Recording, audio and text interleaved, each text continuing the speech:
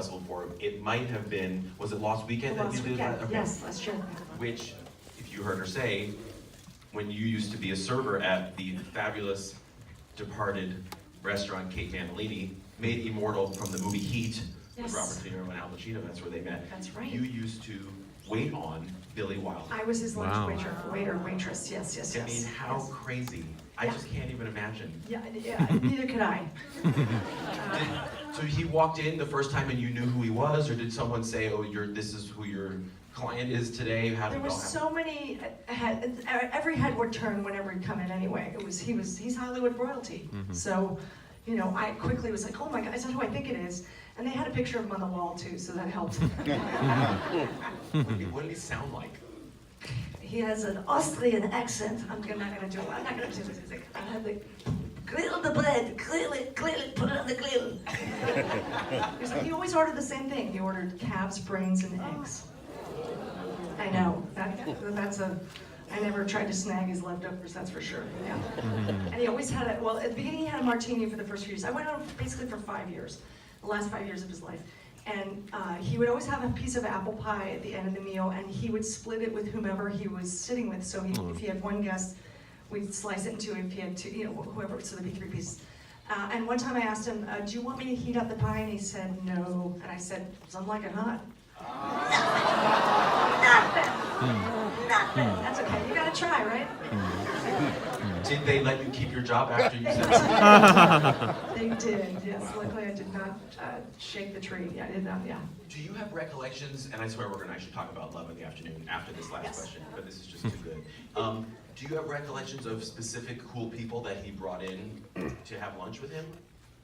You know what? I don't. But people would come up and stop him that were not dining with him. So, you know, we had a lot of great Hollywood contract people in the last few years of their lives. So I remember, you know, Mitzi Gaynor would come in, and when she's alive, Ann Miller and Esther Williams, and I just always remember people giving him the high sign. You know, it was a nod of respect, and you know, I mean, he's again Hollywood royalty. Right. So we grilled the bread for him. Everybody wanted to kiss the ring. Yes. Well, so in 1957, I mean, at this point, there goes my notes. At this point in Billy Wilder's career, since I'm such an Oscar nerd, he had already had 14 of his 21 career nominations by this point. He had already had 3 of his 6 wins at this point in his career. But this is like one of the rare Billy Wilder movies that didn't get any Right. love from the Academy. Why do you think that is?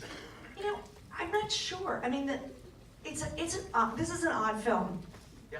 It's a really odd story, and it doesn't sort of follow. You can't trace it to anything else he's ever written. I mean, maybe he's like Shakespeare. Maybe 15 guys wrote for him, and I don't know. I just pretended to be Billy Wilder. No, that's not true. But I don't know. I mean, I think this is a guy with a huge, intelligent, creative mind, and it was another tangent, I guess.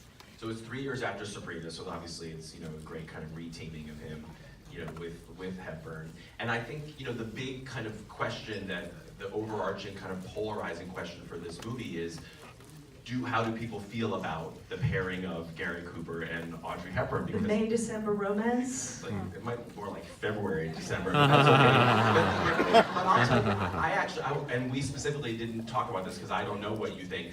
I'm not super bothered by it, and I know a lot of people Yeah. are. I think Gary Cooper looks great. I mean, but now, if you were to flip it gender-wise, you know, and think about how people Right. would kind of be like, oh, this is so weird, then it makes you kind of rethink, you know, the double standards a little Well, bit. this is true, and then I often think of that movie with Vivian Leigh later in her life with Warren Beatty as her Roman love Spring, interest. You Mrs. know, Stone. I can't remember the name of it. Does anybody know? Roman Spring of Mrs. Thank Stone. You. Oh my gosh, thank you. What is it? Roman Spring and Mrs. Stone. You guys say it like a chorus. You're just.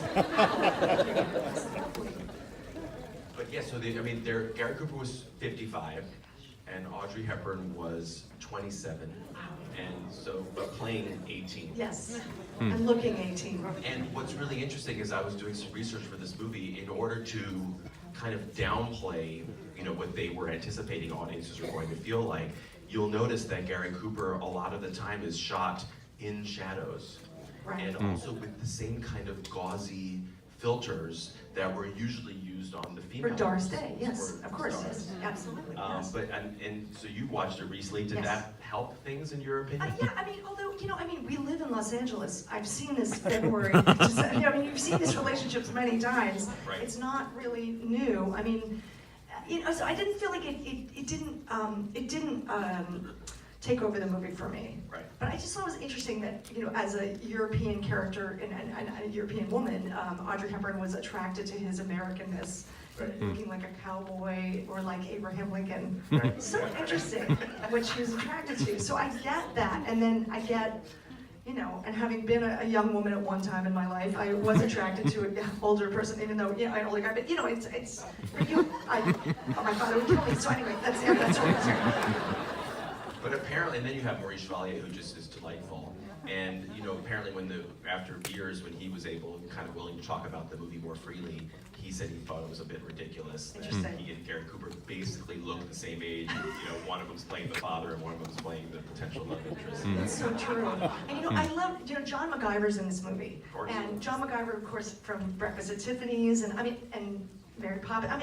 He's in a million movies. Every time John MacGyver was ever in a film, if my dad was in the room, he'd say, John MacGyver, he's got 10 kids. Did you guys know that? He had 10 kids, yeah. I love Anyway, yeah, but I love John MacGyver, and he's obviously a troubled soul in this, and playing there's a drug scene, but it's fantastic. I won't give it away. Sorry, too late. I'm sure there's a lot of you that have seen this, numerous times. But another bit of trivia that some of you probably may even know: when Audrey Hepburn sees Gary Cooper at the opera, and he's with another woman, the other woman is actually Billy Wilder's wife, Audrey. So playing the woman that Gary Cooper's with.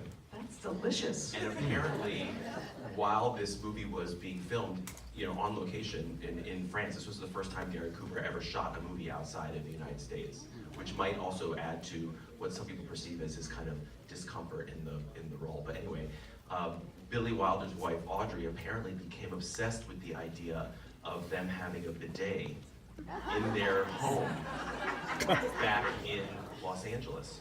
So I guess when she was back in LA and he was still in France finishing the film, she was hounding him to figure out a place that he could buy a bidet in France and have it shipped back to California.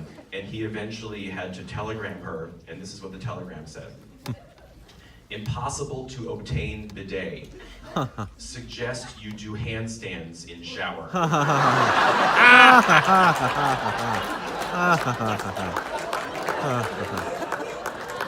Good night, everybody. Enjoy the movie. That's fantastic. Super